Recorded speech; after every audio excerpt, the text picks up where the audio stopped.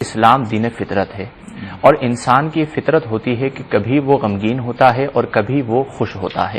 لہذا اسلام میں ان دونوں کیفیات کو باقی رکھا گیا ہے کہ آپ مواقع غم کر غمگین ہو سکتے ہیں لیکن 3 دن تک سوگ جائز ہوتا ہے، اس کے بعد نہیں. اور طبعی طور پر کبھی پریشانی آتی ہے یا کسی عزیز کا انتقال ہو جاتا ہے یا کوئی ایسا حادثہ ہو جاتا ہے کہ جو ان ایکسپیکٹڈ ہوتا ہے تو آپ پریشان ہو جاتے ہیں. لیکن اس کے ساتھ ساتھ جب آپ کو اللہ تبارک و تعالی کوئی نعمت عطا فرماتا ہے تو آپ کے اندر سے ایک آواز آتی ہے کہ آپ اس پر اظہار فرحت کریں.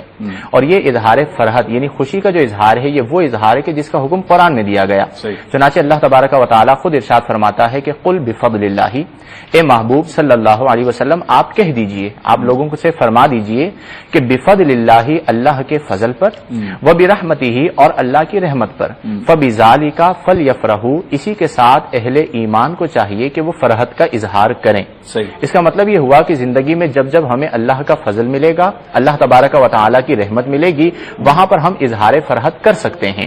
اور یہ جو اظہار فرحت اور اظہار مسرت ہوتا ہے یہ ہمارے پیارے نبی صلی اللہ علیہ وسلم کی سنت کریمہ ہے.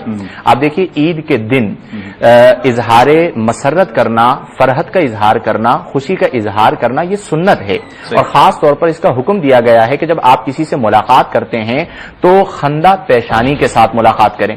اسی طرح جشن آزادی کا آپ نے ذکر کیا تو یقیناً پاکستان ہمارے لیے اللہ کی ایک بہت بڑی نعمت ہے، مملکت اسلامی ہے، اور یہاں پر ہم بڑی آزادی کے ساتھ اپنے تمام اسلامی معاملات کو سر انجام دیتے ہیں. یہ بھی اللہ کا فضل ہوا کہ اس نے ہمیں پاکستان عطا فرمایا، ہم اس پر خوشی کریں. لیکن یہ یاد رکھیں کہ ہر چیز کی لمیٹیشن ہوتی ہے، حدود ہوتی ہیں، قیود ہوتی ہیں.